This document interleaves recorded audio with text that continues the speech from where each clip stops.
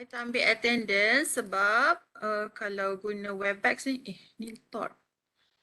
Kalau guna Webex dia automatic. So nanti I check on that lah.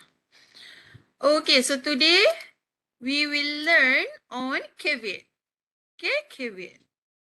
So previous class I rasa I dah brief about caveat kalau ada dalam kelas dealings. Okay, sebab caveat ni adalah restraint of dealings. Okay. So dealings ingat lagi tak? Dealings?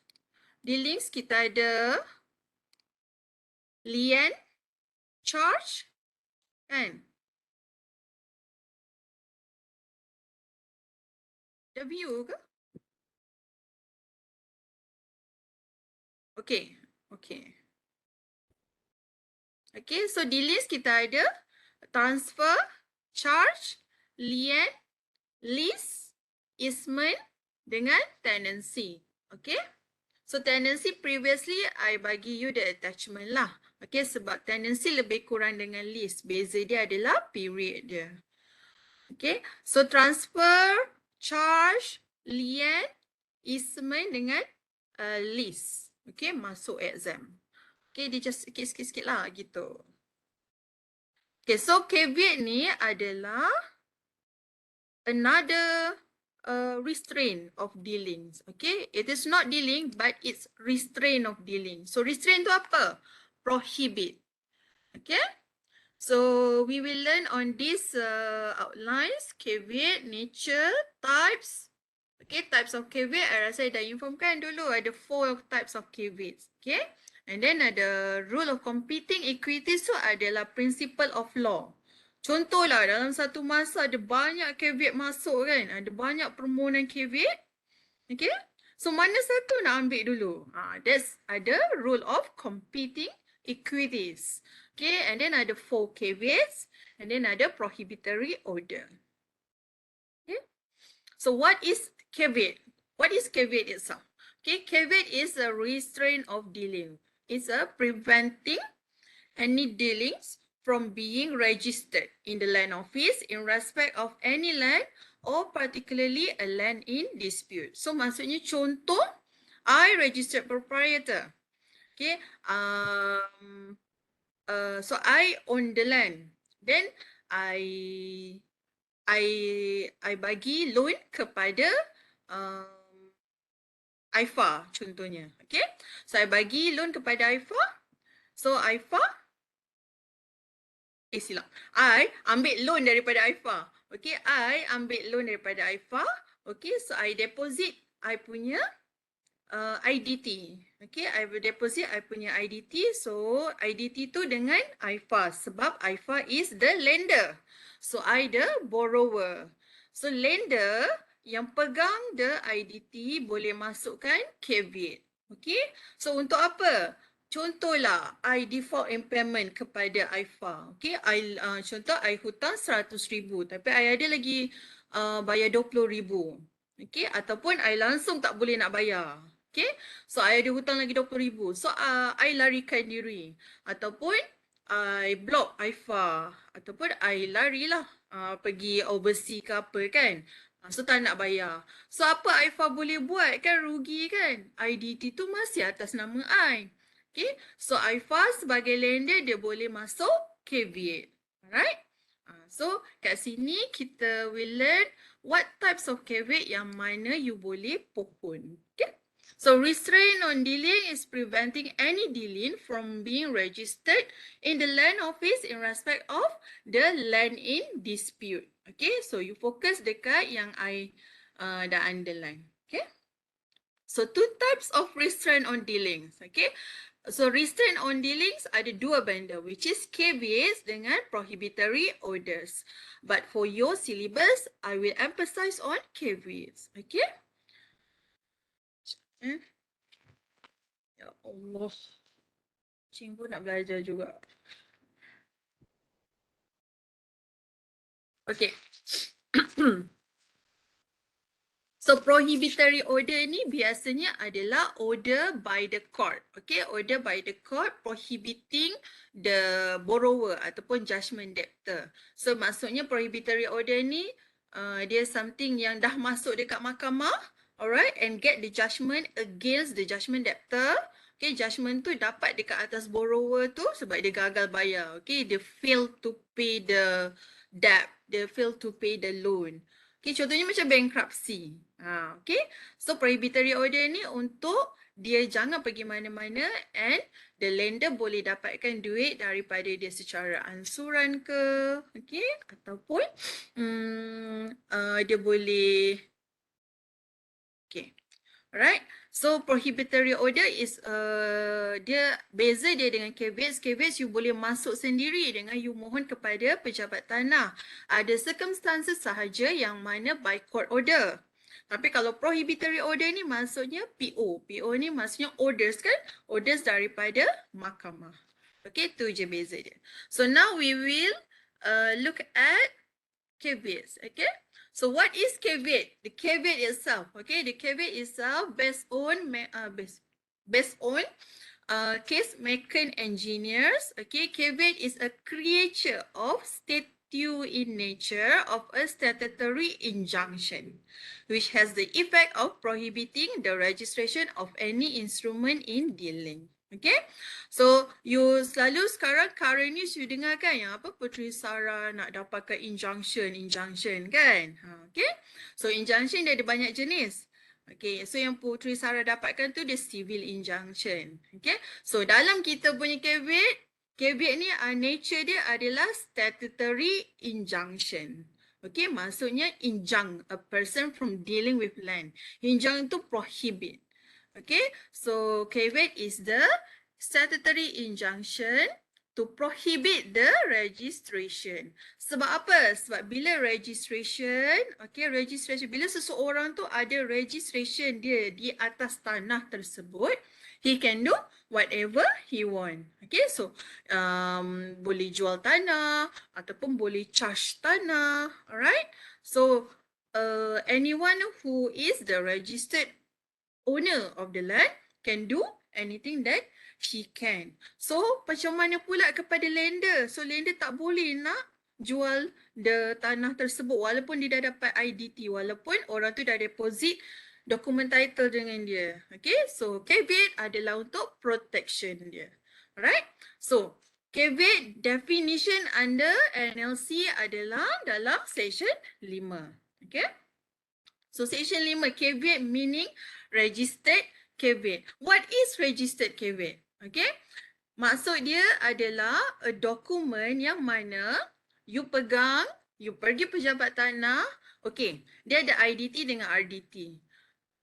Nampak tak I punya PS bawah tu? Jenuh bawah dia bawah turun pula.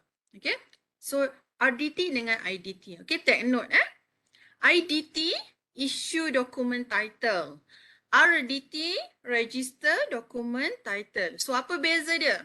IDT yang kita pegang. Okay, so yang orang tu pegang. So yang contohnya kalau relate dengan lien, IDT tu yang the registered owner of the land tu dia pegang IDT sebelum dia pass deposit lah kepada orang lain. Okay, RDT maksudnya the same macam IDT tapi disimpan di pejabat tanah. Okay, RDT is the copy that pejabat tanah pegang. IDT is the copy that yang kita pegang. Okay, so bila you beli tanah, you akan dapat geran kan? So geran tu ada satu di pejabat tanah, ada satu pada you. Okay, so caveat, registered caveat maksudnya a document which when the entry of the caveat is made on the RDT will restrain all dealings with respect to the land. So maksudnya kalau you nak masuk caveat macam mana ni? Nak tahu you punya caveat ni caveat yang betul. You pergi pejabat tanah akan endorsekan. Okay, dalam dia punya kopi. So walaupun ada situasi yang mana okay ada pejabat tanah kata okay IDT tu bak marilah. So RDT apa-apa pun walaupun you tak ada IDT, RDT dah. Walaupun you tak ada IDT, RDT, okay, dah ada endorsement. Okay. So the registered caveat maksudnya the endorsement of the caveat on the RDT, Deep Land Office, right? So the function is to control, to freeze or to stop any dealing. Okay. So caveat ni dia tak selama-lamanya. Dia interim. Okay. Interim maksudnya apa? Interim temporary. Okay. Caveat is the temporary procedure or temporary way designed to freeze the position until an opportunity has been given to a person claiming a right under an unregistered instrument to regularize the position by registering the instrument. Contohnya, charge. Charge, requirement dia apa? Kena registered. Okay, so before you register the charge, macam mana nak protect the lender? Dia boleh masuk caveat. Okay, lien. Lien kena register, tapi ada juga lien tak perlu register. So macam mana nak protect the right of the lender bila benda tu belum register? Masuk caveat. Okay. So bila masuk caveat, the parties in the caveat kita panggil caveator. Caveator maksudnya a person who enters the caveat. Caveatee is the registered owner of the land or any person who has the interest on the land. So back to my example tadi, I dengan Aifa. Okay, I kan borrower. Aifa is the lender. Okay, so Aifa masuk caveat, lender masuk caveat, dia panggil caveator. So I, borrower, I the registered owner of the land yang I deposit kepada Aifa, I will be considered as caveatee. Okay. Kan sama macam you all belajar transferor, transferee, lessor, lessee, okay, charger, chargee. Alright, you kena ingat yang hujung dia ada beza dia kat sini, yang masuk caveat tu hujung dia OR. Okay, yang ada tanah tersebut yang borrower panggil EE. Okay, caveatee. Okay, beza dengan charger, chargee kan, chargee lender bank. Alright, so the nature of caveat. Nature of caveat ada dua. Satu, dia creates no interest or new rights on the land. Maksudnya dia stop. Okay, kita time off dulu. Alright, so caveat protects a claim to title or interest until the settlement of the dispute in court ataupun retain status quo. Okay, maksudnya contoh tanah ni, the land in dispute tu contoh tanah lot 100. Tanah lot 100 tu bawa pergi mahkamah kan, tengah dispute ni pasal tanah ni. So macam mana nak protect from any dealing? You know that walaupun land tu bawa dispute di mahkamah, the owner still can sell. Okay, boleh jual. So macam mana nak protect the interest? Masuk caveat. Okay, retain status quo. Retain status quo maksud dia land tu tak boleh buat apa-apa. Dia duduk je situ. Okay. So the nature, first caveat creates no interest or new rights. You can refer to case Damadaran against Vesudevan. Okay, where the court highlight the principle no person can create rights in his own favor, no add to his existing proprietary rights by means of a caveat. So caveat tu just letak niam je macam tu. Okay, they just stop, prevent. Caveat retains status quo. You can refer under the principle in the case of Ng Mi Yong against Lechuman. Okay. Caveat is like statutory injunction, restrain a caveatee. Okay, caveatee meaning the borrower, the registered owner of the land. Okay, from dealing with the land pending the decision of the court over that particular land. Okay. Okay, clear so far? Okay, give thumbs up dulu. Nak tahu you all clear tak, panjang ni? Okay, so that's very basic. Okay. Alright, thank you. Okay, moving on. So let's say you nak masuk caveat. Caveat dia ada form dia sendiri. Form-form ni kita akan tengok dalam types of caveat. Okay, different caveat, different form. Okay, so the duty of the registrar. Okay, so bila you nak masuk caveat, you pergi pejabat tanah. So pejabat tanah, pendaftar tanah tu, dia akan tengok dulu kan. Okay, so apa duty dia bila dia dapat forms caveat? Okay, boleh tak dia refuse? ke dia boleh terus masukkan saja. Okay, so dalam kes Ong Chatpan against Valiappa Chetia, it was decided that as long as the formalities in preparing the caveat form, maksudnya you fill in properly, okay, macam tadi MOT, you tulis betul-betul, tarikh betul, nama orang betul, alright, nombor kad pengenalan betul, okay, so is complied, the registrar has no power to reject the caveat. So maksudnya dia kena masukkan caveat.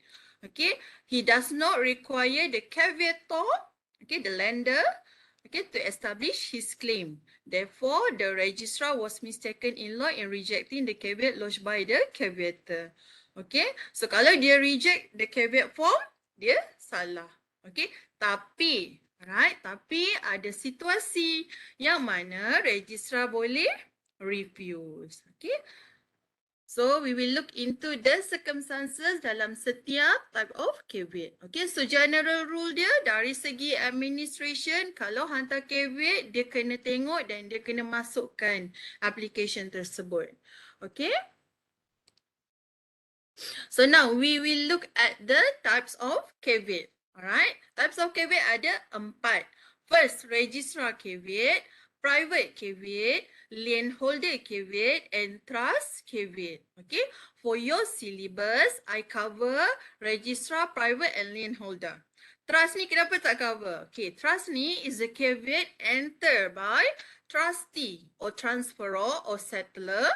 Okay, a person who has the property as trustee. It can also be done if the lawyer is appointed as trustee. So trustee ni siapa? Trustee ni is a person yang pegang property for the estate. Okay, it can be bila orang tu dah mati ataupun belum mati tapi dia dah buat wasiat. Okay, dia dah buat trust. Okay, so trust ni dia relate dengan another area of law. Under trustee law, trust law, under trust law. Okay, so you all tak belajar trust law, so you all belajar land law kan? So kita cover 1 hingga 3. Okay, so I bagi you tips dia untuk you, contohlah banyak sangat caveat kan, soalan pun macam panjang kan, so macam mana you nak save your time nanti dekat final exam. Okay, untuk caveat, what you can do is you hafal the functions, okay, the effects and the duration with the cases lah. Okay, the issues relating to the caveat. Itu you hafal. Tapi untuk maksud, untuk tahu apa functions dia, alright, functions ni ada sekali cases lah, alright. So, cases tu you hafal. Functions, the general meaning, the tarikh-tarikh, form apa nak guna, okay, boleh refer dekat NLC. So, banyak number NLC. Okay, now, you tengok dekat my slide, you nampak tak? Registrar's caveat start dari section 319. Okay, so lien holder caveat, you tengok hujung dia section 331.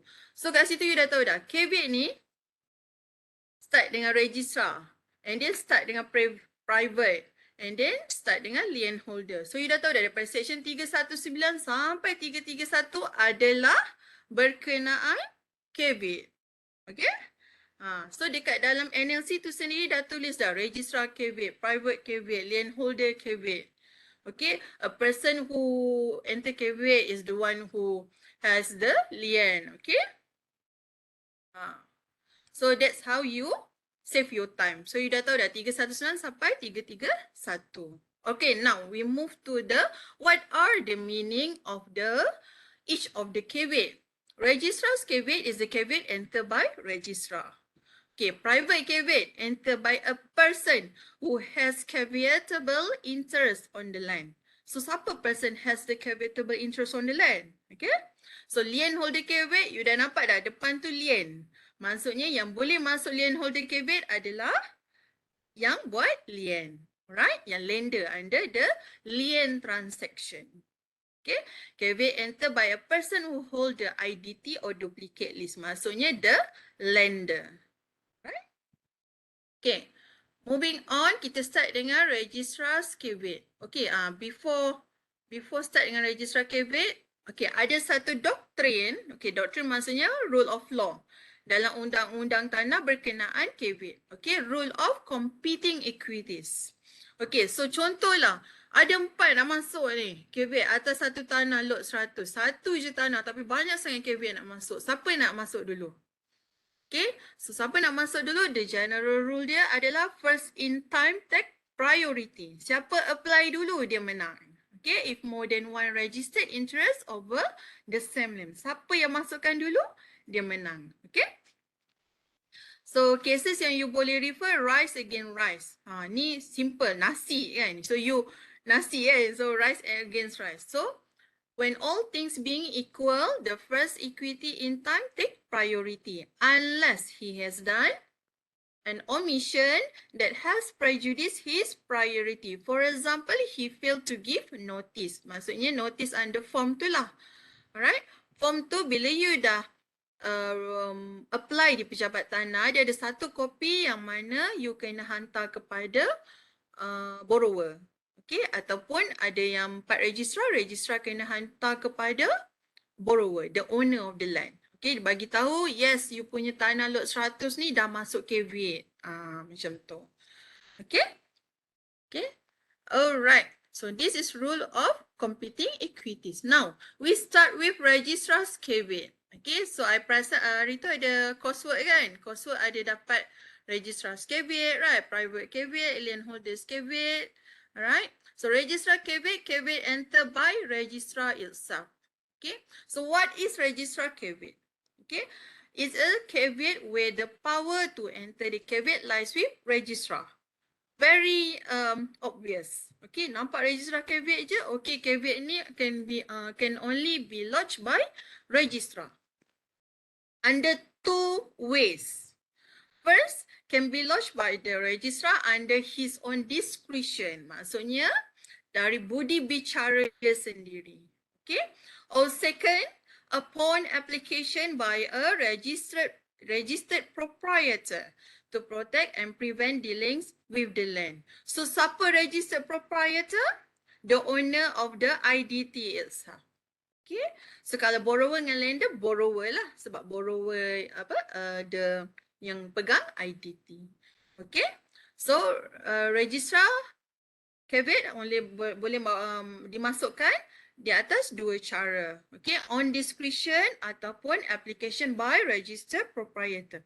On discretion ni macam mana? Okay, dia ada 2. Satu, due to instruction by the government. Okay, government can be federal government, state government, okay, ataupun order by the court. Okay, so ni kita cover sekejap lagi. Alright, so you kena faham ada 2 cara dia boleh masuk. Now, caveat may be entered by the registrar. How? On the registered document of title, RDT. So maksudnya pendaftar tanah pun dia kena masukkan caveat tu dalam RDT. RDT di pejabat tanah must be endorsed. Okay? So you boleh refer section 319(A) sub A. Okay, so ni dah ada dah dalam NLC. Macam I cakap tadi, you kena hafal the cases. So section ni you faham konsep, you tahu dah. Okay, section ni untuk apa, section ni untuk apa. Alright? Okay, moving on. Okay, there will be another issue whether the registrar has the discretion to enter caveat ataupun refuse to enter caveat. So in the case of Palaniappa Chetya against Lechuman and Chetya, okay, dalam kes ni the discretion is with registrar as to whether he wanted to enter a caveat. The discretion must be exercised judiciously and reasonably without any element of bad faith. Right? So registrar biasanya dia akan masuk caveat kalau 2 tadi. Okay? Ada instruction daripada government ataupun court order. Okay, instruction of government tu macam mana? Contohnya, kalau the registered proprietor tu berhutang dengan kerajaan. Contohnya, kalau the registered proprietor adalah company contractor contohnya. Company contractor dah kena terminate, keluar COTC, Certificate of Termination Cost. Okay, certificate of termination cost tak bayar lagi kepada government, kerajaan, JKR ke, JPS ke, mana-mana lah agensi yang buat kontrak tu kan. Okay, so dia tak bayar lagi COTC kepada kerajaan. So kerajaan boleh instruct registrar untuk masuk kabin. Okay, satu lagi, kalau contoh untuk individual, you tak bayar cukai. Okay, you tak bayar cukai dengan LHDN. Okay, Inland Revenue Department. So, registrar boleh masuk kabin. Okay, take note yang Aisyah cakap ni. Antara yang Aisyah cakap ni ada masuk exam. Okay, I'm not sure lah it's similar with your coursework ke tidak. I tak ingat sebab banyak sangat you punya 11 kan, 11 coursework. Tapi ada dalam coursework tu yang masuk. Okay, lebih kurang situasi-situasi gitu. Okay, masuk I situasi lah. Kabin ni memang masuk. Situasi tu. Okay. Okay, next. Registrar powers. Registrar powers, maksud dia, this caveat can be entered in the circumstances specified under section 320. Okay, 320 sub 1 NLC. Whenever it is appears necessary or desirable to registrar. So, function of registrar's caveat. Okay, function dia ada 3. Dia ada A, B, C. Now, we look at A. A, to prevent fraud or improper dealing on the land. Okay, a registrar may lodge a caveat upon application if he is satisfied that there has been a fraudulent conduct in any land dealing that has caused the applicant to suffer loss. The fraud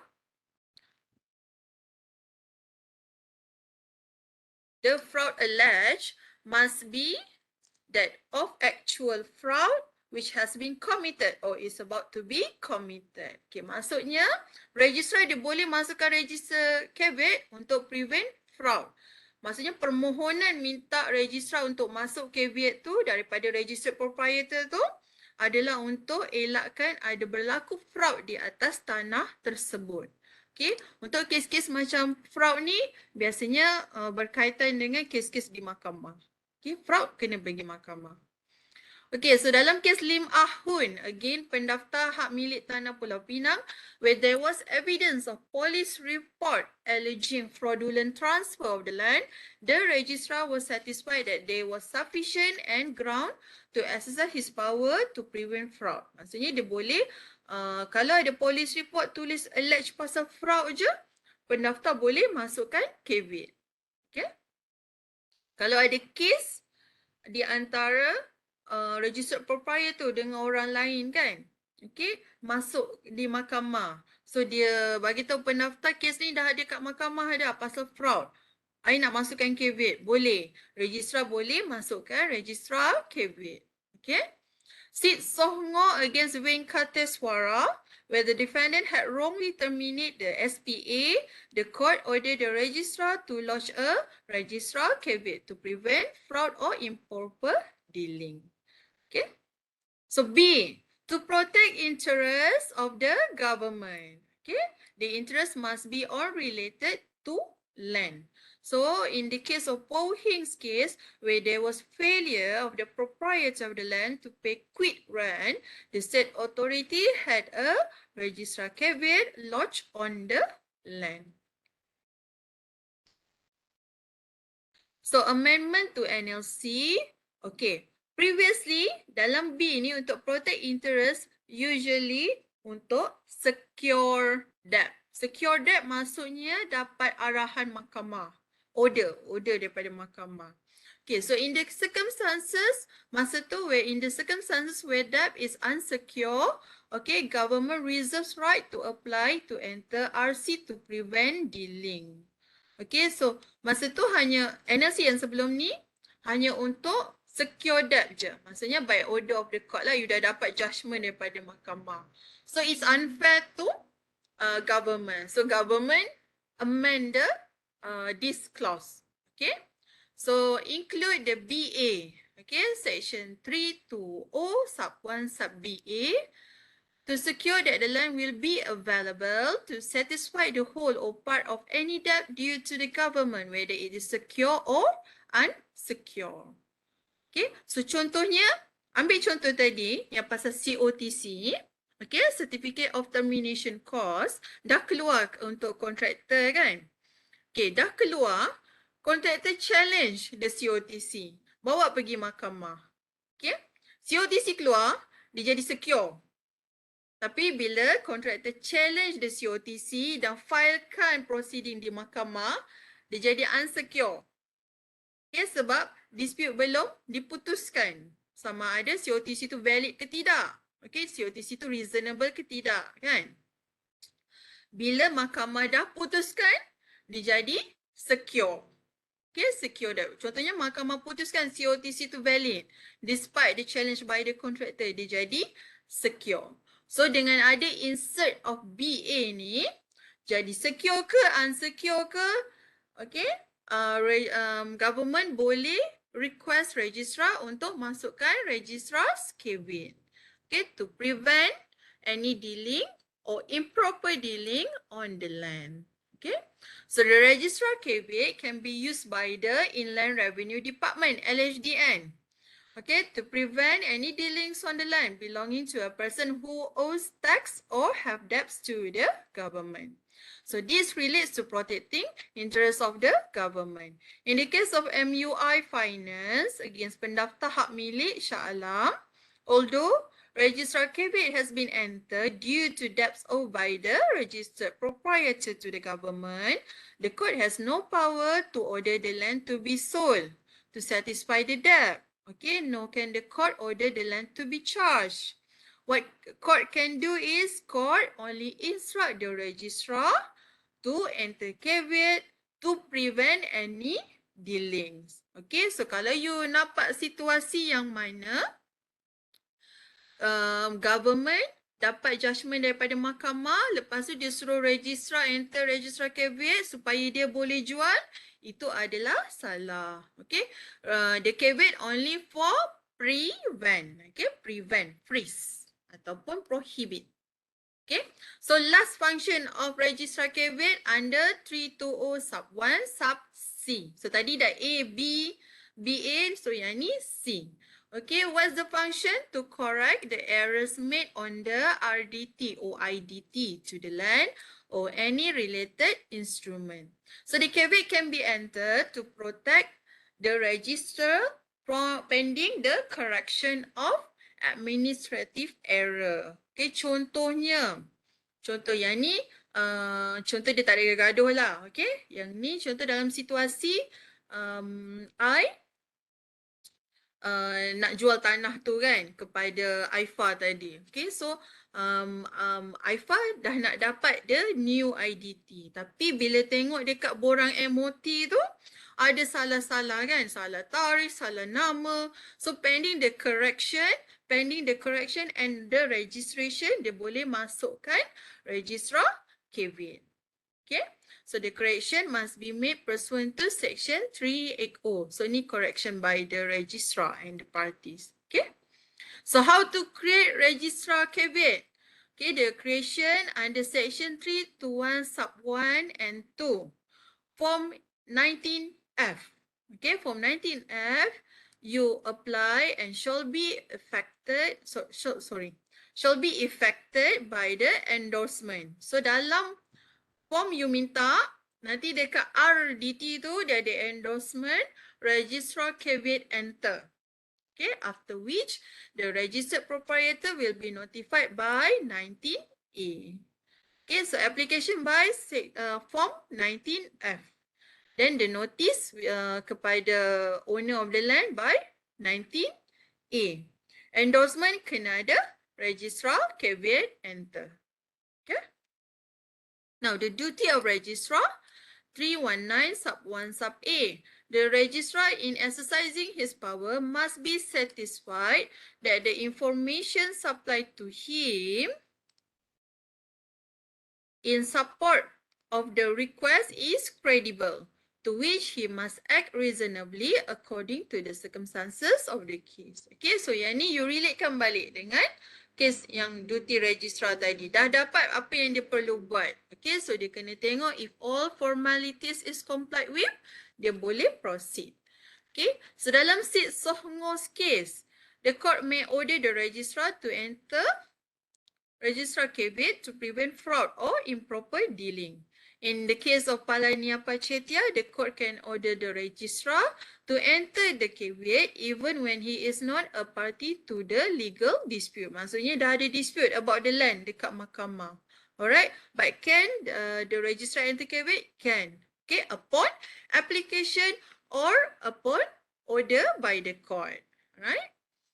And then Tan Su Bing's case, any refusal of a registered proprietor's application for a registrar caveat by the registrar allow the appeal to be made. Okay, maksudnya kalau registered proprietor, okay, I owner lot 100, I minta registrar untuk masuk caveat, semua I dah comply with. Registrar tak nak masuk caveat, okay. What can I do? I boleh appeal.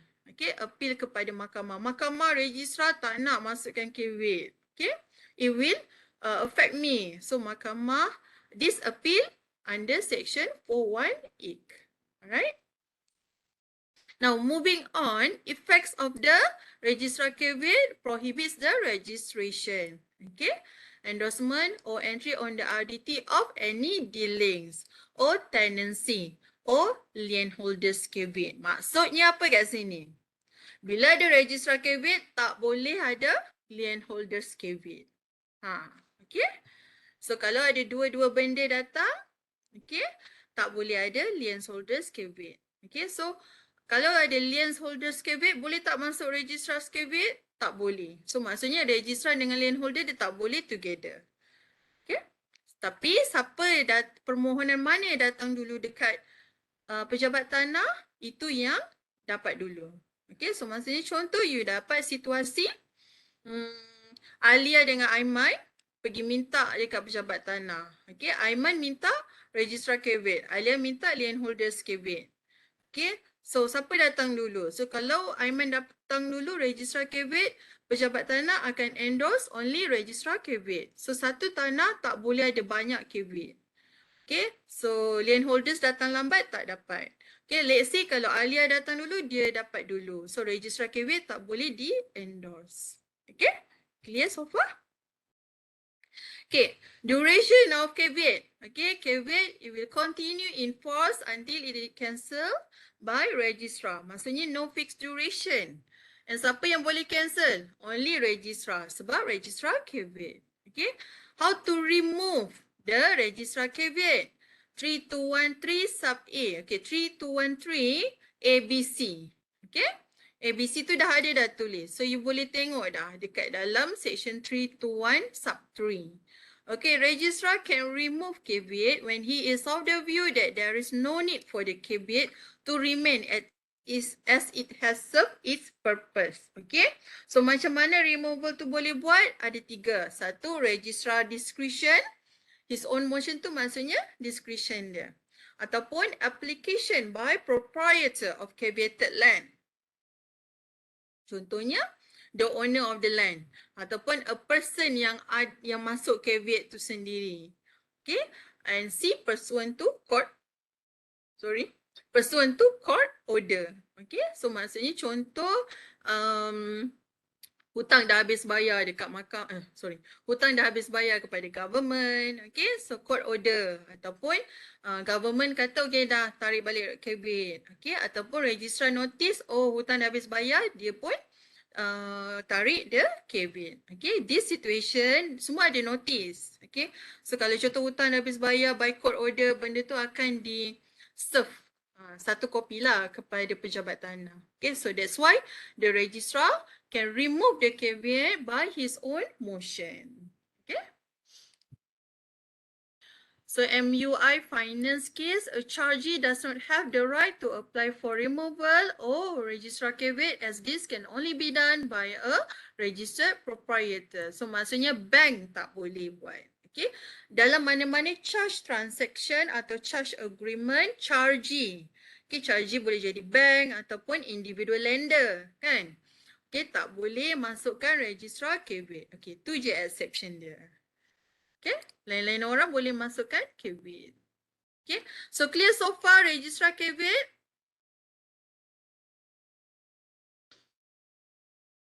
Okay, kita moving on to private caveat. Okay, private caveat is a caveat entered by a person who has caveatable interest on the land. Okay, so who is the person has the caveatable interest? The person yang ada IDT tersebut. Okay, so dalam section 322, a private caveat is a statutory injunction entered on RDT to any land by registrar upon application by persons seeking to protect the title or interest they are trying to protect.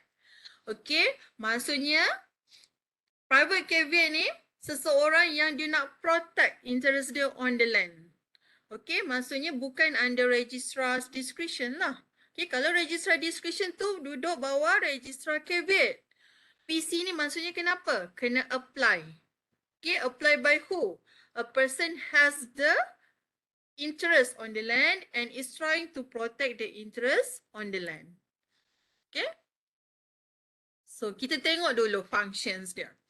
Functions of private caveat, first restraint dealing.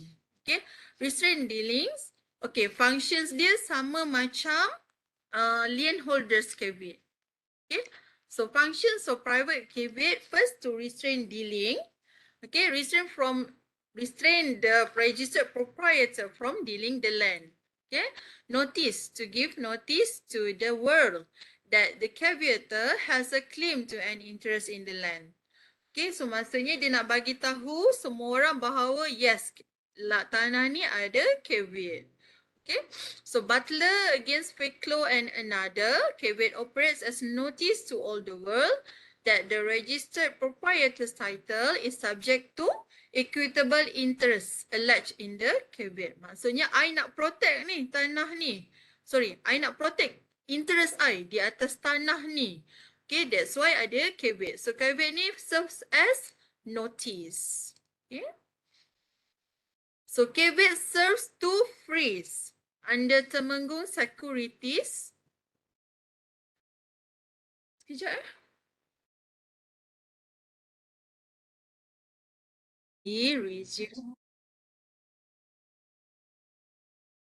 Okay, so under Temenggung Securities, again, Registrar of Title, the purpose is to preserve the status quo, okay, until the applicant enforce his claim on the interest until the applicant enforce his claim to an interest in the land by proceeding in court. Okay.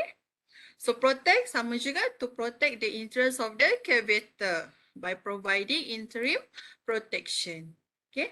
Under the case of Meccan Works, that the whole system of caveat is founded on the principle that they exist for the protection of alleged person as proof interest. Okay. So basically the function sama je dengan lien holders caveat juga. Okay, how to create private caveat? How to create private caveat? Okay, section 323 sub 2 under form 19B. Okay, with prescribed fee and grounds of claim. Okay, maksudnya kena bayarlah duit kepada pejabat tanah. The persons who can apply for a PC must be an individual who has a caveatable interest. Okay, so maksudnya siapa yang berkaitan dengan tanah tersebut saja, IDT of the land saja. So section 323 sub 1 sub a person or body claiming title to any alienated land. Okay, so who a person yang ada caveatable interest. Okay, so we will see the type of the person yang ada caveatable interest. Kalau you tengok dekat NLC, under section 323 sub 1 sub A, panjanglah ayat dia. Okay. Ada few persons who can apply for private caveat. Okay, ada 3 persons. Okay.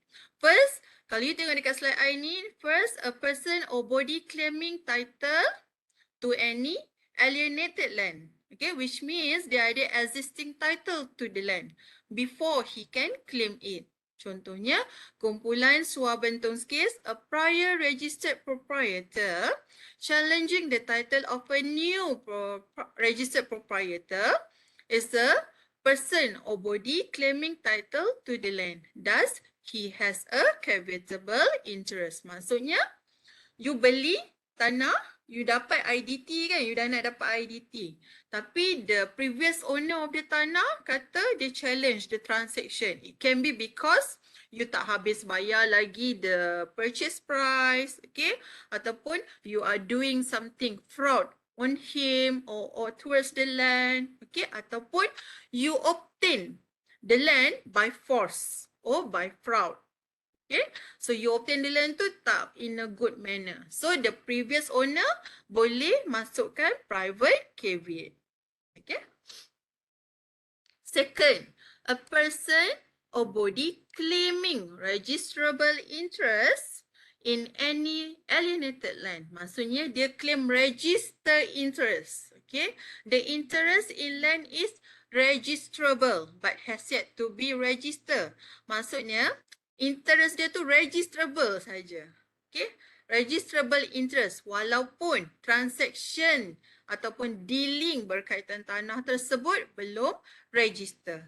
Okay, apa registrable ni? Interest sahaja. Okay, interest. Maksudnya kepentingan saya di atas tanah tersebut. Contohnya, I dah bayar deposit for the land. Okay, so I boleh masuk. Okay, registrable interest.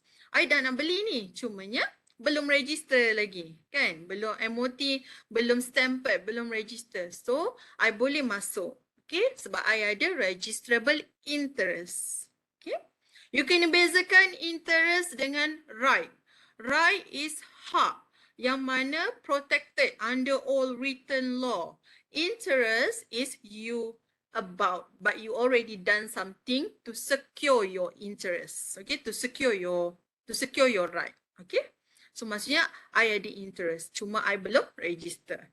Okay, so the interest in land is registrable but has yet to be registered. So kalau registered jadi apa? Dia jadi right.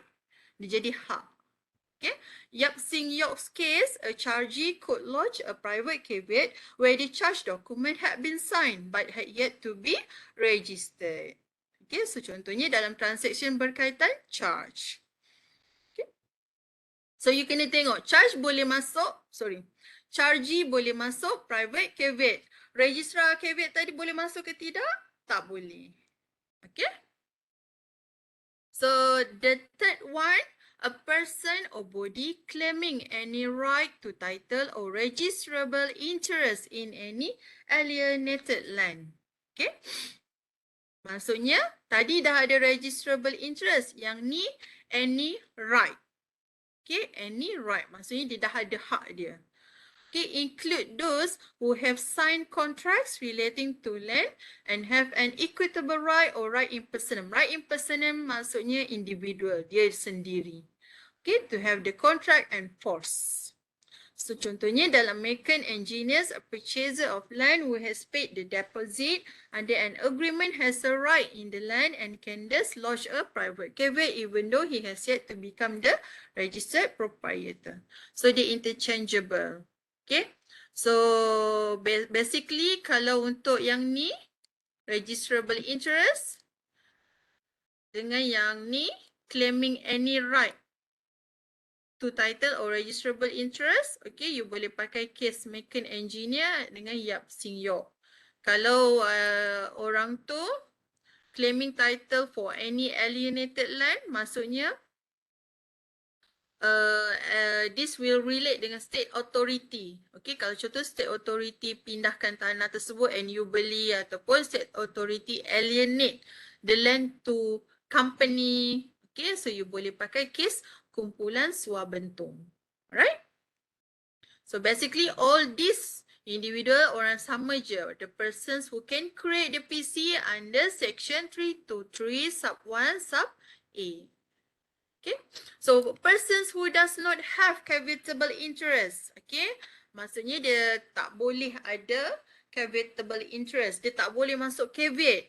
Okay. Dalam case Goh Hee Sing again Will Raja where there is a RII. RII apa? Restriction in interest. Okay, maksudnya ada restriction interest on the land which requires the consent of state authority in order to transfer the land. Then the purchaser does not have caveatable interest until such consent is obtained. So contohnya yang tadi. beli tanah kan. Okay, nak beli tanah. So, you tak boleh masuk caveat kalau didapati dalam IDT atau geran tanah tersebut ada RII. Maksudnya, tanah ini tidak boleh dipindah milik tanpa kebenaran kerajaan negeri. Okay, so yang tu, dia tak boleh masuk private caveat. Murugappa Chetya against Lee Tek-moon, in the absence of a concluded contract, it cannot be said that caveator has a caveatable interest. What is concluded contract? Kena ada offer, acceptance, consideration. Okay? So maksudnya dia dah bayar. Kalau dia just tanda tangan, okay, tanda tangan agreement, tak bayar deposit, okay, so it has yet to be concluded. Right? Ataupun satu lagi kalau okay, I nak beli daripada Fasihah. Okay, so I bagi tahu je, I tulis booking nak beli rumah dia. Pending SPA dengan MOT disiapkan kan. So pending kan, tak ada tulis tanda tangan apa-apa. And then Fasihah pun tak ada tanda tangan apa-apa. Okay, cuma I je tulis dekat booking form. Ataupun satu situasi LOU. Letter of undertaking. Maksudnya Fasihah berjanji dia akan jual tanah tersebut kepada saya. Okay, so yang tu tak ada concluded contract lagi. Okay, so tak ada caveatable interest. So tak boleh masuk caveat. Okay. Next, Million Group Credits case, an intended purchaser at a negotiation stage who has yet to conclude the contract does not have a caveatable interest. Ni yang tadi I bagi tahulah, booking ataupun baru berjanji. Okay, so tak materialize lagi you punya SPA dan MOT tu. Okay, so you tak ada caveatable interest. Okay, the rule of caveating one's land. Okay, one's on land. Maksudnya, I sebagai registered owner of my land, boleh tak I masuk private caveat atas tanah I sendiri? Okay, so the general rule-nya, entry of private caveat is only for person who claiming interest on the land. Okay. In EU finance against Sealand, okay, a registered proprietor does not fall within the ambit of a person can caveat, okay, as he already has title to the land. Therefore, he cannot caveat on his own land. So, maksudnya, I owner, I tak boleh caveat atas tanah I sendiri. Buat apa? Sebab I registered proprietor. Okay, I dah memang ada hak di atas tanah tersebut. Siapa yang boleh masuk caveat? Interest. Okay, interest ataupun right dia belum lagi materialize. Materialize tu maksudnya apa? Belum lagi register. Okay. In Sharifah Mastura against Wan Aziz Ibrahim, a registered proprietor of land is not entitled to enter private caveat in respect of his own land unless he could show some circumstances which give rise to distinct interest in the land other than the fact that he is registered proprietor of the property. Okay. Maksud dia, I ada tanah. Okay. I tak boleh masuk caveat. Kan? Okay, in respect of my own land. Unless, okay, unless I could show some circumstances. Contohnya, tanah ni, I ada rumah. Okay, tanah ni besar. Atas tanah I ada 4 rumah. 1 rumah, lagi 3 ni I sewakan. I sewakanlah kepada Fasihah, Alia dengan Dina. Okay, so Fasihah, Alia dengan Dina ni rupanya berkomplot. Okay, nak dapatkan tanah tersebut. So, general rule, I tak boleh masuk caveat atas tanah I sendiri kan. Tapi disebabkan ada situasi yang mana I rasakan ada komplot ataupun prevent dealing. Okay. Okay. So, I boleh masukkan caveat. Okay. Only on certain circumstances saja yang mana ini hanya boleh diproven atau dibuktikan di mahkamah ataupun by registrar investigation. Okay. So basically, you cannot caveat on your own land. However, Okay. However, in Asia Commercial Finance Against Development, a caveat may be lodged by a registered proprietor where his indivisibility of title is threatened by the possibility of registration of some unauthorized dealing. Okay, so ni sama macam example I bagi tadi. Okay, if there is unauthorized dealing yang mana Fasiha, Alia dengan Dina nak ada dekat yang berkaitan dengan tanah I, then I boleh lodge. Okay, this akan relate dengan circumstances sahaja. Okay, again, these circumstances is suspected theft, okay, theft of certificate of title ataupun dokumen title. Maksudnya diorang nak curi I punya IDT ataupun RDT, alright, which makes it expedient for the registered proprietor to lodge a caveat to prevent any forged registration. Okay, so tu I bagi contoh je lah Fasiha Alia dengan Dina, I bagi contoh je. Okay. And you all semua baik-baik kan? Okay, next, effects of private caveat. Okay, so what are the effects? Okay, effect dia sama macam registrar caveat. Okay, to prohibit the registration, endorsement or entry on the RDT. Section je lain. Okay, tapi the effect dia sama. Okay, dealings tenancy dengan lien holders caveat. So maksudnya kalau ada private caveat, boleh tak masuk lien holders caveat? Tak boleh. Okay. Sebab satu tanah you tak boleh ada banyak caveat, okay? Pening lah. Sebab tujuan caveat tu apa? Tujuan dia tetap sama. The purpose is to prohibit any dealing, okay? Beza dia siapa yang mohon untuk masukkan dan siapa yang masukkan. Okay, registrar pohon, registrar masukkan, okay? Ataupun by court order. Private caveat maksudnya a caveatable person yang ada interest on the land, okay, pohon kepada registrar untuk masukkan. Okay, sebab apa-apa pun yang masukkan caveat ni pejabat tanah. So siapa yang masukkan? Registrar. Okay. You bezakan kalau untuk caveat yang masuk tu memang registrar. Maksudnya you pohon kepada registrar. Okay. Kalau dealings, okay, dealings kan yang relate alienated land. Dia relate dengan land administrator. Okay. So kalau caveat je registrar.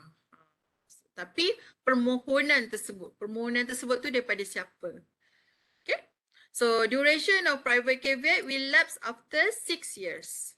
Okay, maksudnya private caveat hanya bertahan untuk 6 tahun saja. Kalau registrar caveat tadi, as long as you like it lah.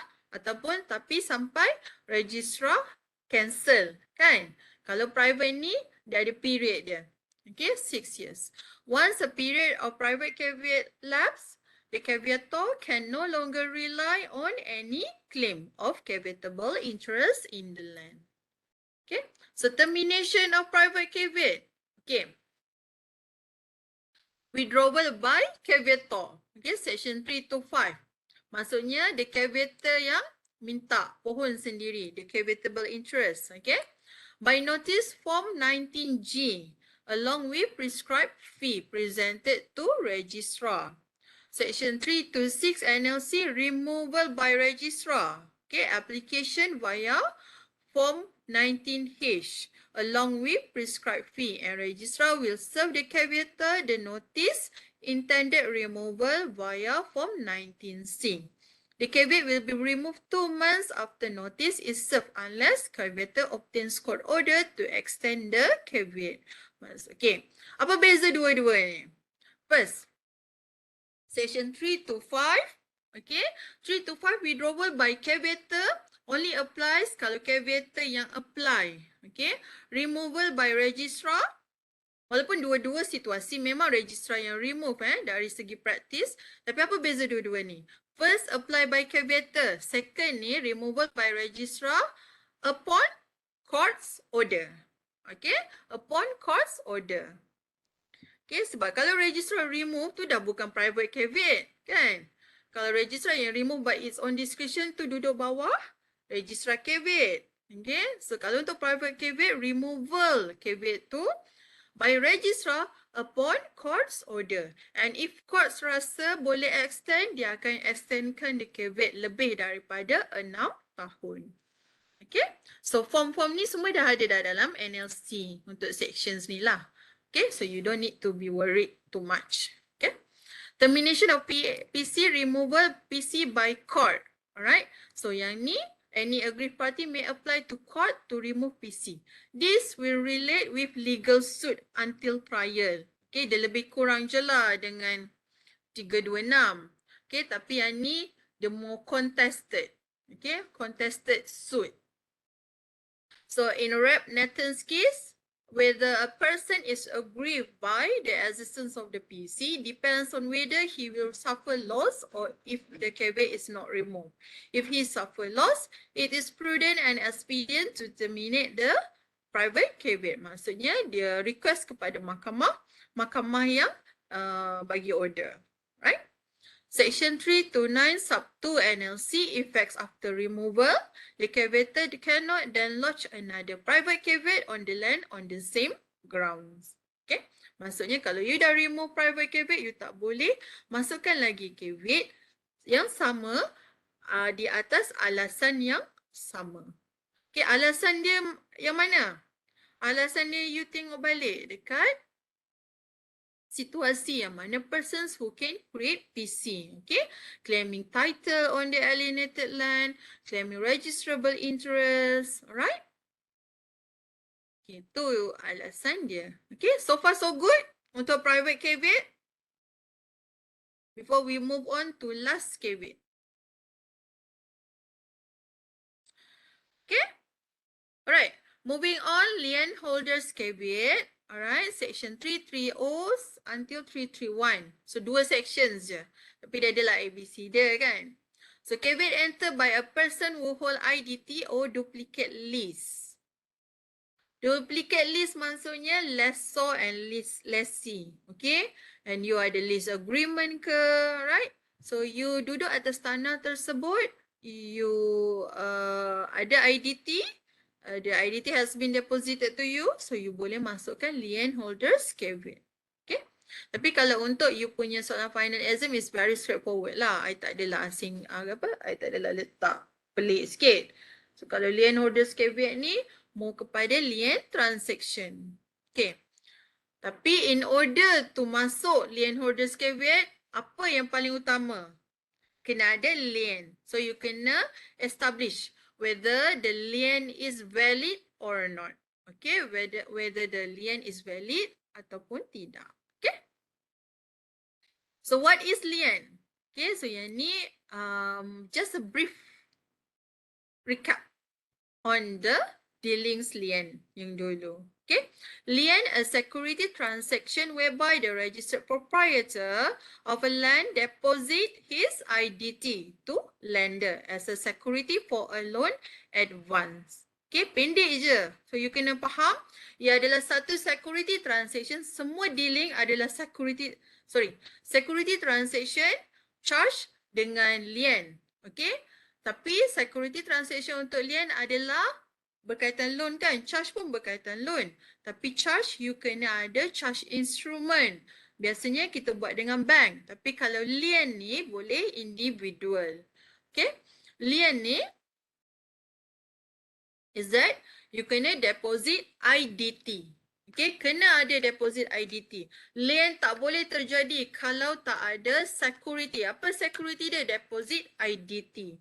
Okay. For a loan advance. Okay, so elements of lien, deposit of land title or duplicate lease with the lender, intention to create lien, entry of lien holders caveat. Okay, so elements of valid lien kena ada 3 benda ni. Let's say lien tu dah wujud tapi lien holders caveat belum masuk. Lien tu valid ke tidak? Okay, lien tu still valid tapi dia tidak jadi enforceable. Okay, dia tak jadi enforceable lien. Okay.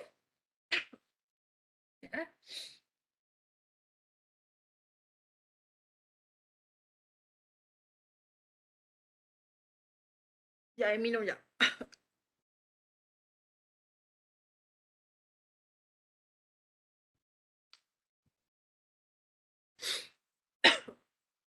Okay.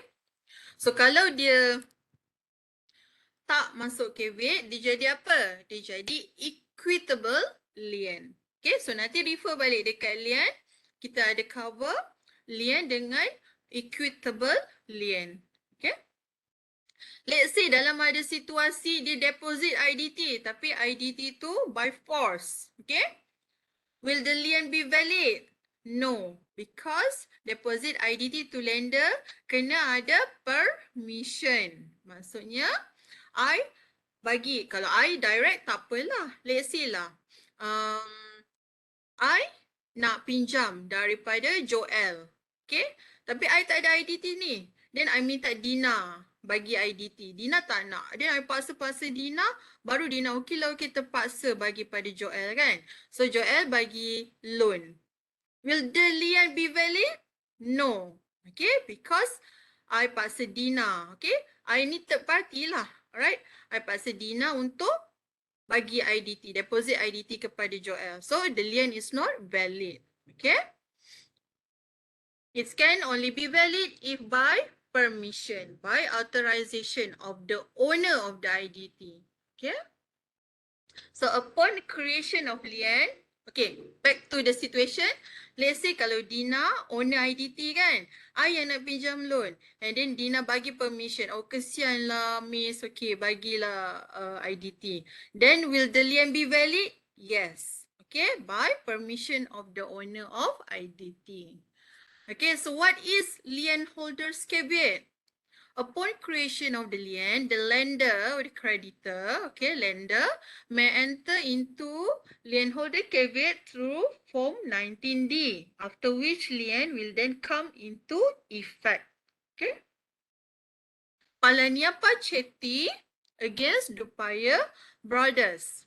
Only the lender to whom the IDT has been deposited may enter into caveat. Okay, lien holders caveat. Only upon the entry of the caveat will the lender be treated as a lien holder protected under NLC. Okay, maksudnya bila you masuk caveat sahaja barulah lien you tu valid and enforceable. Okay, kalau you tak masuk lagi caveat, lien tu dia jadi equitable lien lah, macam valid tapi dia equitable lien. Interest you saja. Okay, interest you saja protected. Kalau you masuk caveat, right you protected. Okay, lien holder caveats, you kena distinguish dengan registrar, dengan private. Okay, sebab lien holders caveat hanya berkaitan dengan lien saja. Lien dealings. Okay. Okay, the function sama je macam private caveat. Okay, to freeze, to control, to protect, the functions is the same. Okay, bila you dapat soalan berkaitan lien holders caveat, you can use the cases and the functions dalam private caveat tadi. Okay. Lien holder produce IDT and the entry of caveat is made on the RDT. Will restrain all dealings with respect to the land. Okay, tapi untuk lien holder caveat, siapa yang boleh masuk? Hanya orang yang ada lien. Okay, yang buat lien. Kalau private caveat tadi, orang yang ada registrable interest ataupun claiming for a registrable interest. Okay, kalau untuk lien maksudnya dia dah masuk lien dealing. Okay, tu beza dia. Okay. So who can enter LHC? Palaniappa Chetty, Dupaya Brothers case. Alright. A person who lends money to a borrower who is also a registered proprietor of the land may enter a lien holders caveat if the borrower requests him to do so in order to protect his equitable interest with the land. Okay. So dia ada 3 situasi, yang mana satu, okay, lien dah create ni. Okay, dah buat dealing lien kan. Cuma caveat je tak masuk lagi ya. Lien has been created, caveat belum masuk. Okay, satu. Okay, bagi contoh lah, I dengan Dina kan. Okay, I nak pinjam loan. Dina yang ada IDT. Sorry. Dina lender. I nak pinjam loan. So, I kena bagi I punya IDT. Okay, so ingat Dina lender, I nak borrower. Okay, I borrower. So, I deposit IDT kepada Dina. Okay, Dina dah ada IDT, dia boleh masuk caveat. Ataupun Dina boleh masuk caveat bila, oh Dina, I rasa security ni nak kena protected. I pun takut I tak boleh bayar ke apa. So I request. Okay, I request Dina masuk caveat. Okay, so tu dua situasi. Satu lagi yang mana I melarikan diri, I tak bayar Dina. So Dina boleh masuk caveat. Okay, so siapa yang ada interest untuk masuk caveat? Orang yang lender lah. Okay, the lender who already lends money to borrower. So effect of caveat, Chiu Zisan against Mutia Chetia. Okay, lien holder caveat enter earlier in time will prohibit the subsequent entry of a private caveat. Okay, so maksudnya kalau LHC masuk, tak boleh masuk private caveat. So, kalau private caveat masuk, tak boleh masuk lien holders caveat. Okay, remember, one land cannot have more than one caveat. Okay, kena remove. Okay, so you boleh refer section 330 sub 5 for effects of LHC. Alright, now, let's see section 330 sub 5, the effects of entry of LHC. Okay, the interest of the lender is protected in that the caveat will prohibit any further dealings with the land. So the code, okay, the NLC provide remedy, okay, provide remedy to you.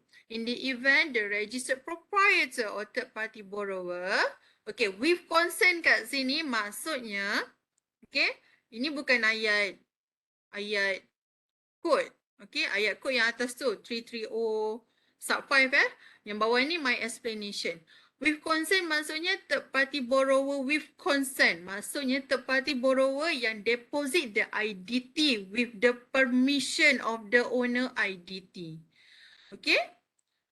So in the event the registered proprietor or third party borrower defaults in payment, the lender is entitled to invoke the remedy available under section 218 sub 2. So apa remedy dia? Dia boleh order for sale of the land. Okay, maksudnya hanya orang yang masuk lien holder caveat sahaja boleh request untuk jual tanah tersebut sebagai compensation untuk bayar hutang kepada dia. Okay, hanya lien holder saja. Okay, lien holder caveat saja. So order for sale ataupun auction, lelongkan tanah tu kan. So two steps must follow in order to apply for auction. Okay, OFS. First, a judgment debt for the amount due has been obtained. Contohnya bankruptcy order. Okay, ataupun winding up order. Okay, winding up untuk company. Bankruptcy order untuk individual. Orang tu dah tak mampu nak bayar loan dia pada I kan. Okay, so dapatkan judgment debt against him. An application to HC ni High Court. An application to High Court for OFS must be made. Okay, maksudnya ada dispute, so tak puas hati, filekan ke mahkamah. Alright. Judgment debt maksudnya you already obtain the judgment debt. Okay. Apa beza dia? Kalau bankruptcy ni, judgment debt ni sebenarnya bankruptcy order. Okay, nama lain dia, orang tu dah bankrupt lah. Okay, judgment debt, hutang yang disahkan memang terhutang. Hutang yang disahkan memang terhutang, judgment debt. Okay, bila you apply, ni just another tips untuk you faham apa beza dia. Dua-dua bukan daripada mahkamah ke Miss? Yes, dua-dua daripada mahkamah. Order daripada mahkamah. Beza dia, kalau dalam practicing, judgment debt ni, bankruptcy ni tak perlu trial, tak perlu bicara, tak perlu gaduh-gaduh tu. Okay, cukup dengan contoh, contohlah, I ambil contoh lah I dengan Dina Okay, so tadi apa, I borrower kan, Dina lender kan. Okay, so I gagal bayar hutang ke Dina. So Dina, dia filekan satu bankruptcy application, okay, bankruptcy notice. Bankruptcy notice ni, dia bila semua in order, semua depan penolong khana pendaftar je. Dia macam pegawai mahkamah saja. Okay, bila semua in order, last je Pergi depan yang Arif bagi tahu, okay, semua in order. Memang dia tak boleh nak bayar. Okay, yang Arif pun luluskan judgement tersebut. Okay, simple. Kalau application untuk OFS ni, you kena buktikan. Okay, so kena serve, kena by read. You ni memang gagal bayar bla bla bla bla. So nanti Dina dah apply kan? So I sebagai borrower, I kena balas. Dia macam lengthy sikit proceeding dia. Okay, but I will not dwell into it. So you kena faham. Kalau nak pohon untuk OFS, the remedy bawah section 281 sub 2 NLC. Okay, there are 2 steps you kena follow before you can apply OFS. So siapa yang boleh apply OFS? The lender. Okay, the lender yang mana nak protect hak dia. Okay, sebab tu dia kena masuk LHC. Okay, lien holders caveat. Okay, but only in the event defaults of payment. Maksudnya kalau borrower tak boleh nak bayar. Kalau borrower request nak bayar, okay, and then lender refuse to take, lender tak boleh masuk remedy. Okay, tak boleh apply untuk OFS. Kalau borrower janji nak bayar. Okay. Issues relates to LHC. Whether the, okay, issues ni quite panjang. Okay. Taklah panjang sangat pun. Dia ada tiga isu. Okay, 3 isu sebenarnya. So, macam ni lah. Ni I buat 1. Okay. Ni pun 1. Okay. Ni pun 1. Okay, dia ada 3. Ni 2.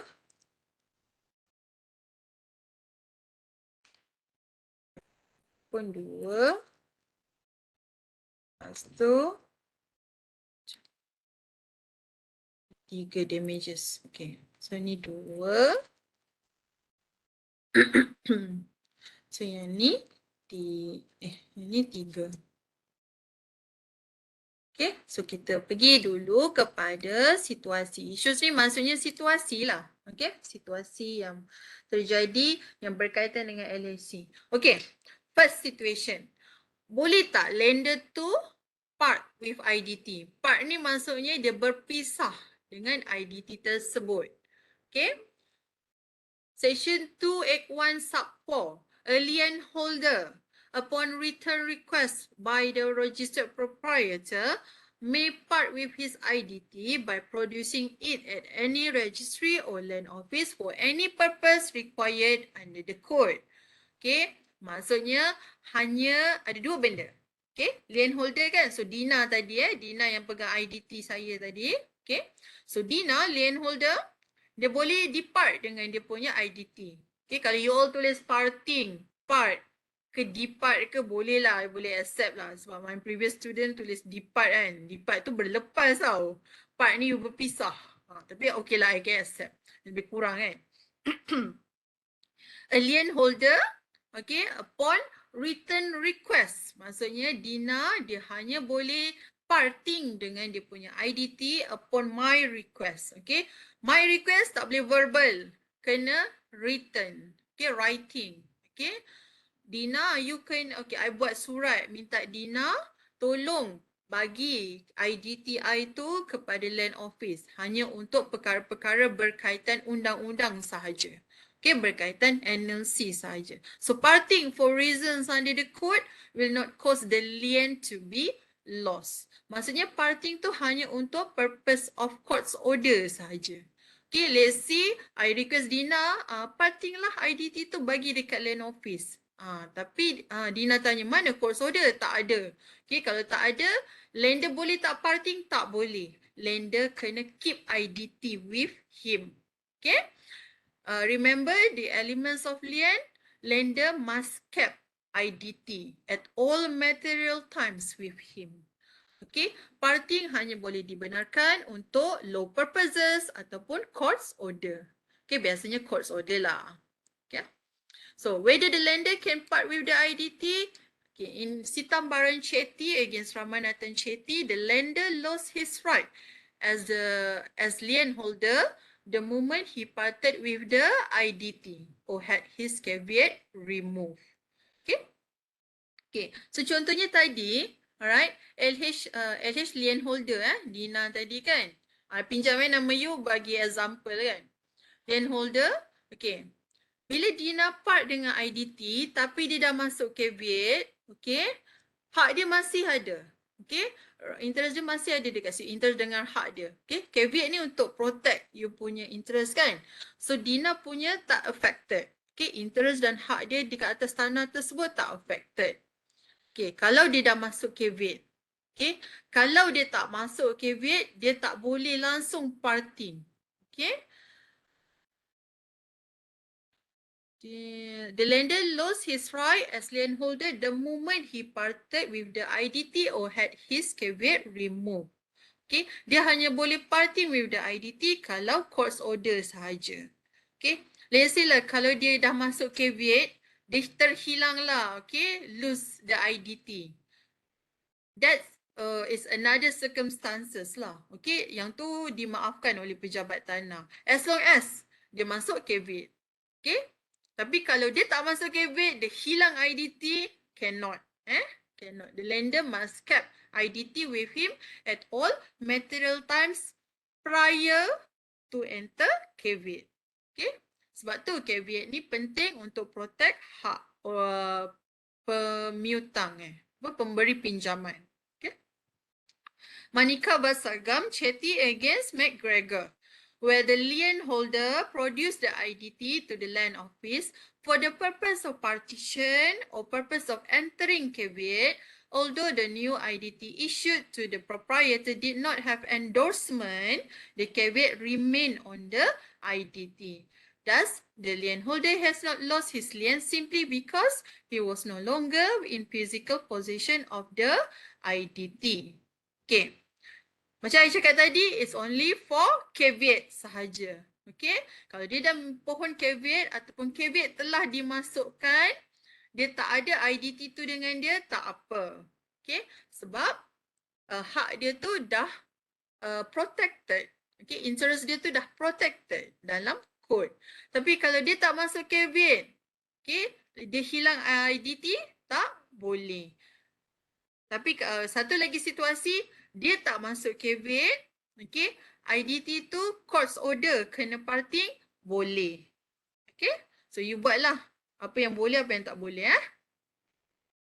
So ada 3 situasi saja. Siapa minta ni? Miss ulang balik. Okay, kejap. Okay. Satu situasi, lender ada IDT masuk caveat. Okay, boleh pisah dengan IDT tak? Boleh. Okay, sorry. Lender masuk caveat, boleh pisah IDT? Boleh. Okay, sebab caveat tu dah protect hak dia. Second situasi, lender pegang IDT, okay, belum masuk caveat. Okay, lepas tu hilang IDT. Tak boleh. Right, dia kena ada IDT. Dia tak boleh parting dengan IDT dia. Nombor 3, lender belum masuk caveat, IDT kena pisah disebabkan court's order, right?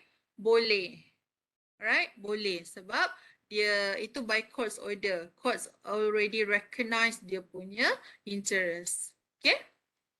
Okay. Clear so far? Okay? Okay, next. Moving on. The status of lien holder who did not lodge a caveat. Okay, the creation of lien creates equitable interest, which gives the lien holder the right to enter caveat at any time. Where the lender fails to enter into caveat but retains the IDT as security, the rights will not be affected. Okay, maksudnya dia kena ada IDT tu dengan dia. Kalau parting, no, right dia tu tak boleh protected. Okay. So kalau dia tak masuk lagi caveat, dia hanya sebagai equitable lien holder. Interest sahaja. Right tu tak protected. The status, okay, you can see in the case of official assignee of the property of Hau Hante. Okay. The lien holder will not be deemed as a statutory lien holder. Okay, dia hanya equitable lien saja. But will still possess a right in equity which he may exercise at any time through the entry of caveat. Okay. The next slide ni I explain kat you apa equity tu. Sebab hari tu ada yang message kan tanya, Miss apa equitable lien tu, apa equity tu kan? Okay, Valipuram against Sivaguru case, the equitable interest of the lender is not affected by the absence of lien holder's caveat. He still has the right to lodge caveat and may do so at any given time. In the event that there are two conflicting equities, the first in time prevails, all other things being equal. Okay, so maksudnya at any time you boleh masuk caveat. Okay. Ya, ada soalan ke tadi? Tio kan? Tio speaking. Why? No, accidentally open the mic. Oh, okay. Alright. So, continue. Okay, remedy untuk lien holder yang tak masuk caveat. Okay, the failure untuk masuk caveat to mark his presence will not entitle him to any protection under the code. In the event should anyone defeat his right to the land, the lien holder will only be entitled to a remedy in equity. Okay, so the lien tu still ada, cuma hak dia tidak protected di bawah code NLC. Alright. So, apa itu equity? Apa itu equity remedy dengan legal remedy? Okay. Right dengan interest. Right, bila you protected under written law, okay, all written law protect your rights. Okay. Tapi kalau equity, it's more interest. Okay, interest ni apa maksud dia? Contohnya lah, remedy you boleh dapat monetary loss saja, monetary compensation. Kalau right, hak, okay, you boleh dapat injunction, you boleh dapat order, you boleh dapat duit, monetary loss, you boleh dapat declaration. Okay, tapi kalau equity dia hanya berkaitan macam interest saja. Basically, usually monetary loss. And sometimes tak dapat pun monetary loss tu.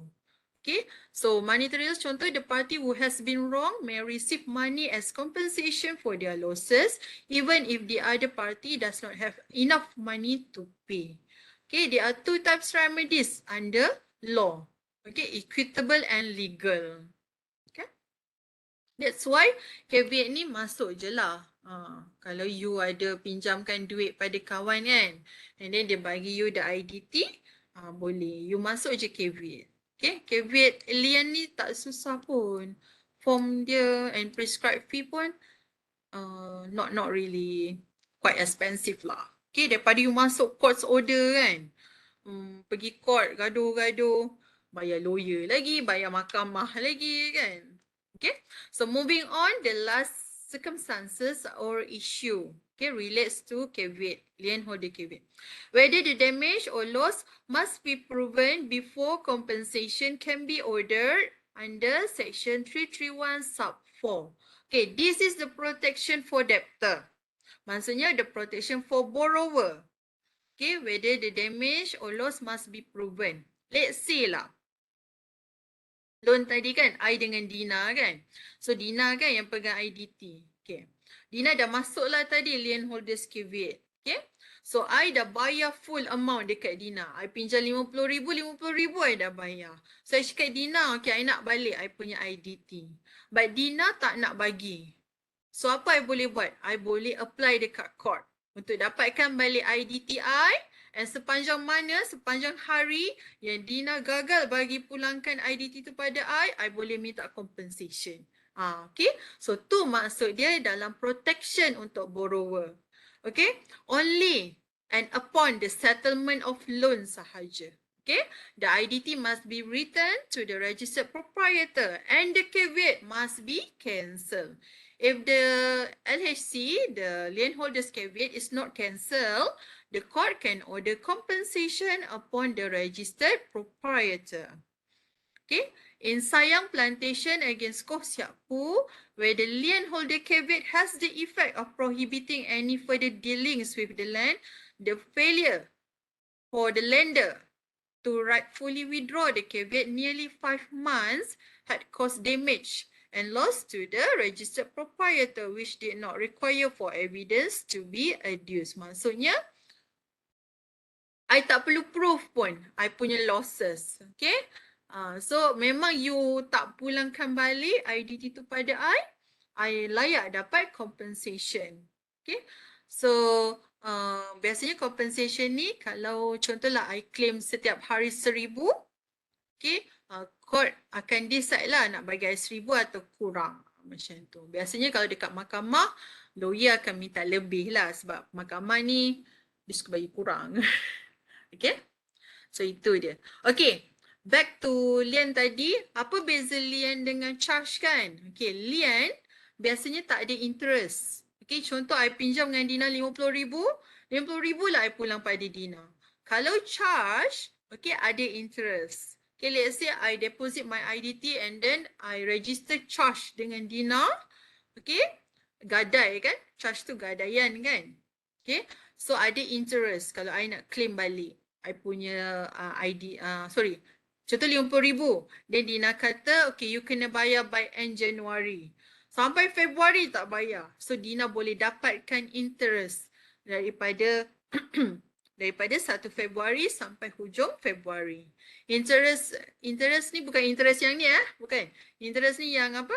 Kalau you bank, you bayar interest ikut percentage interest semasa. Okay. Macam profit pada dia lah. Alright. So that's why charge biasanya deal dengan bank. Sebab bank selalu dapatkan interest. Kalau lien ni, you akan dapat cases berkaitan dengan individual. Okay. So duration of lien holder caveat will continue so long as the person who has the caveat, who lodged the caveat is still in possession of the title. Okay. So duration dia sama macam registrar caveat. Kalau private caveat tadi 6 tahun sahaja kan. Kalau lien holder dia macam registrar, dia continue as long as you withdraw. Okay. Kalau registrar tadi, registrar yang withdraw kan. In registrar's own discretion or application or court's order kan. Kalau lien holder ni will it's still caveat unless it has been withdrawn or cancelled.